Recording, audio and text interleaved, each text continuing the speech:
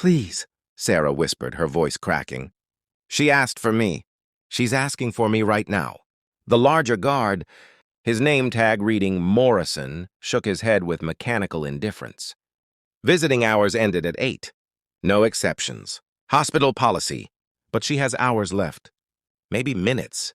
The nurse just called me. Sarah's phone trembled in her hand. The screen still showing the nurse's message. Your mother is asking for you.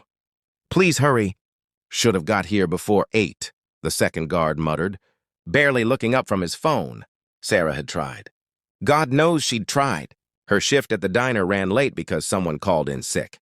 Then her car wouldn't start. Then the bus broke down on Route 9. She'd run the last 6 blocks, her server shoes slapping against wet pavement, her lungs burning. And now she stood here, separated from her dying mother by 2 men who wielded policy like a weapon. My mother raised me alone, Sarah said, tears streaming down her face.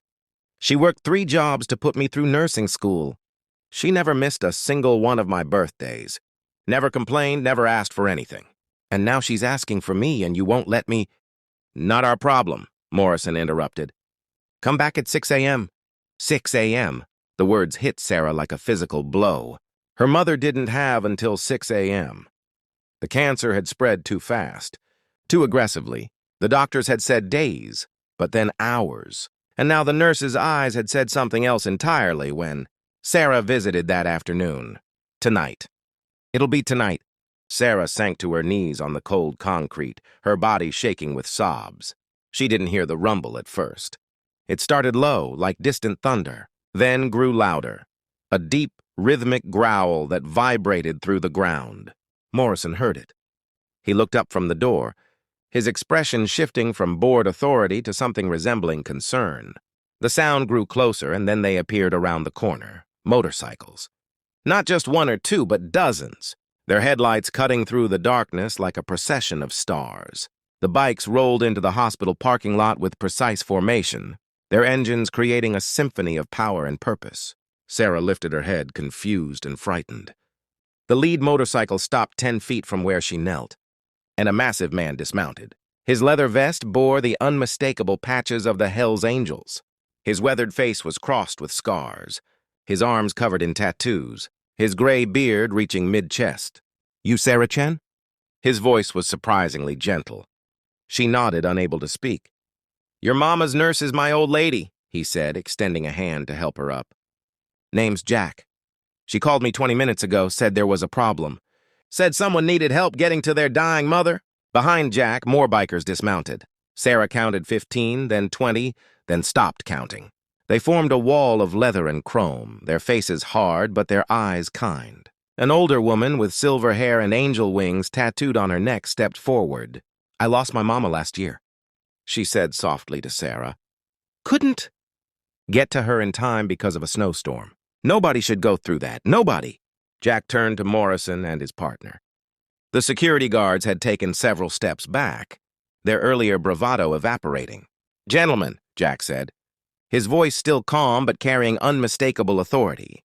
This young lady is going inside to see her mother. You can let her through peacefully. Or we can have a conversation about compassion and human decency. Your choice. We can't just... Morrison started. Yes, you can, interrupted a new voice.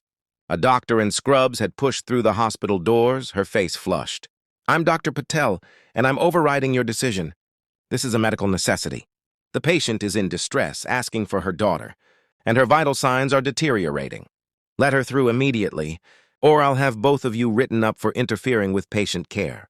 Morrison looked between the doctor, the bikers, and Sarah. Whatever he saw in their faces made him step aside. Go, he muttered.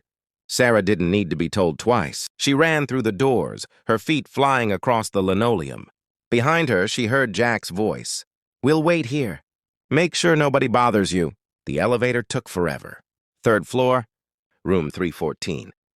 Sarah burst through the door, and there was her mother, small and fragile against the white sheets, oxygen tubes in her nose. But her eyes were alert and full of love. Baby, her mother whispered, reaching out a trembling hand. You came, Mom. Sarah collapsed into the chair beside the bed. grasping that precious hand. "I'm here. I'm right here." "I waited," her mother said, smiling. "Told them. I wasn't going until I saw your face." They talked through the night. Sarah held her mother's hand and listened to stories she'd heard 100 times about the day Sarah was born, about her first steps, about the time she dressed up as a doctor for Halloween in 3rd grade. Her mother's voice grew weaker, but the love in it never diminished. "So proud of you," her mother breathed as dawn began to paint the sky pink. "My beautiful girl, you're going to help so many people. You have a healer's heart. I learned from you, Mom. Everything good in me came from you." Her mother's eyes grew distant, peaceful. "Don't be sad, baby. I got to see you. I got to hold your hand. That's all I needed." She paused, struggling for breath. "Those people downstairs? The bikers. Thank them for me. Tell them." "Tell them what, Mom?" "Tell them angels come in all forms." Those were her last words.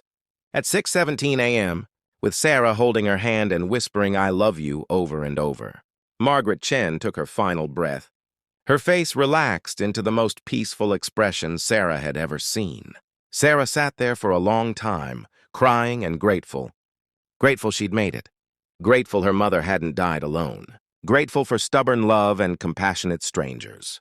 When she finally walked back downstairs, the morning shift had arrived. The hospital bustled with activity. But outside, in the parking lot, every single one of those bikers remained. They'd waited all night. Jack stood as Sarah emerged. One look at her face told him everything. "She's gone," Sarah said. "But I got to be with her. Because of you. Because you all waited." Her voice broke. "She said to tell you that angels come in all forms." The tough biker's eyes filled with tears. "She was right about that, darling. Your mama was an angel to raise someone like you." One by one, the bikers approached Sarah. They hugged her. These strangers who'd become guardian angels. The woman with the silver hair pressed a card into Sarah's hand. "You ever need anything, you call.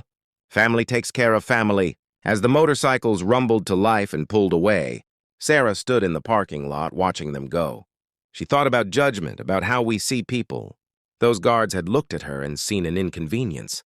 They'd looked at the bikers and seen troublemakers. But what really mattered wasn't the clothes people wore or the way they looked. It was the size of their hearts. 3 months later, Sarah finished nursing school at the top of her class. At graduation, sitting in the front row, was a delegation of bikers in their finest leather. Jack caught her eye and nodded. She nodded back, tears streaming down her face.